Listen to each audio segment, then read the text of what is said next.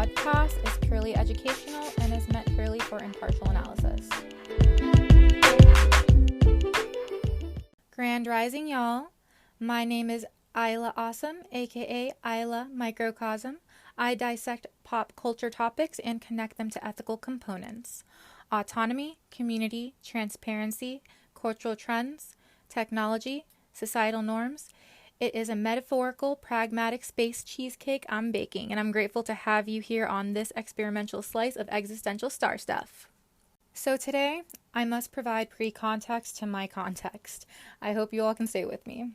We are focusing on why we're all existing today. The most significant influencer and star we know of today, the sun. And its problematic best friend, the National Aeronautics and Space Administration.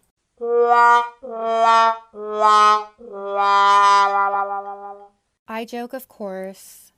More commonly known as NASA, the administration has encountered a series of ethical concerns, safety, security, and conflicts of interest with their PR team from previous failed missions. This incredible independent agency of the U.S. federal government has seen many failures in the past. NASA has been making significant developments in the fields of science, technology, space exploration, and let's just go back to Bestie.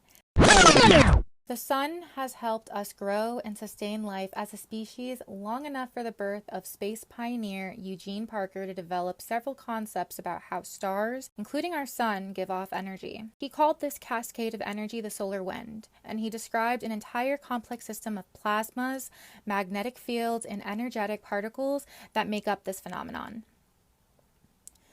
In the mid-1950s, Parker explained the superheated solar corona, contrary to what was expected by then-known physics laws, hotter than the surface of the sun itself. His theory suggested that regular but small solar explosions called nanoflares could, in enough abundance, cause this heating. He was introducing us to heliophysics. So the sun's structure can be imagined as a giant plasma ball. Solar material flows out of the surface, and the sun itself contains a magnetic field and gravity which forms its atmosphere. We call that the corona. So this boundary around the atmosphere is known as the Alfvén critical surface, and we had no idea where this boundary was, but we wanted to figure it out. We have been studying the sun's atmosphere for centuries, mostly during eclipses, as that is when the corona is most visually prominent. In August 2018, in Cape Canaveral, Florida, NASA launched the Parker Solar Probe, composed of a heat shield of carbon-carbon graphite epoxy and carbon foam, autonomous software,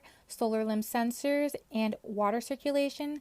This probe is a baddie and was ready to take the heat. Fast forward 2 years later, the Parker Solar Probe touched solar material still bound to the sun, passing this boundary and accomplished the feat of passing through the solar corona for the first time. Yeah, y'all, we're touching the sun with a probe named after that homie Eugene Parker. So why is this so important? So the sun produces solar winds that affect our satellites and technology. Think of it as a security measure. NASA's aim for making this mission happen was to seek to understand, to protect us and our tech. We needed to go where the solar winds start. This is not the first time the spacecraft has passed close to the sun. It has completed 10 close flybys of our local star, each time increasing our understanding of heliophysics. What of the father of heliophysics, whom the probe is named after?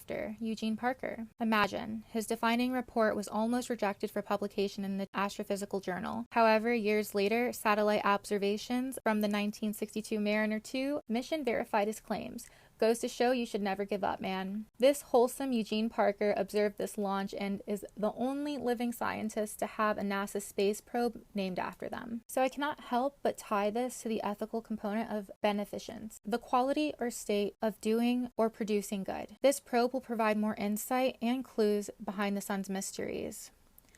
And anyway, so how far does the sun's atmosphere go? Scientists thought it was between 4 or 6 and 8.1 million miles away from the sun. It turned out it is not a circle or an ellipsis, but a series of peaks and valleys that change. The question that stands out to me most is one we will have to wait to have answered. What will the Eugene Parker Space Probe teach us about ourselves? While the sun is the only star we know of that sustains life, what can it tell us about other stars? Learning more is crucial as we search for life beyond our solar system. But what if we're alone? Will this truth impair ethics of informational transparency? In honor of Eugene Parker, I will be dropping NFT Pieces, Sun Homie EP for the low on open seas to connect with you all. We made it to and through the first episode and hopefully not the last. Shout out to NASA, Reddit, and space journalist John Reno of spaceflightnews.org for providing ideas for my first episode. I would love to hear what you guys all have to say and share. Feel free to drop by existentialstarstuff.com to provide feedback on what you want me to talk about. If you like what you hear, please feel free to subscribe. All social media channels are live, and I hope that you're all patient with me as I learn how to manage them all, because I don't know how any of you do it. Thank you so much for tuning into this week's episode of Existential Star Stuff. This is Isla Microcosm signing off. Stay safe and stay golden.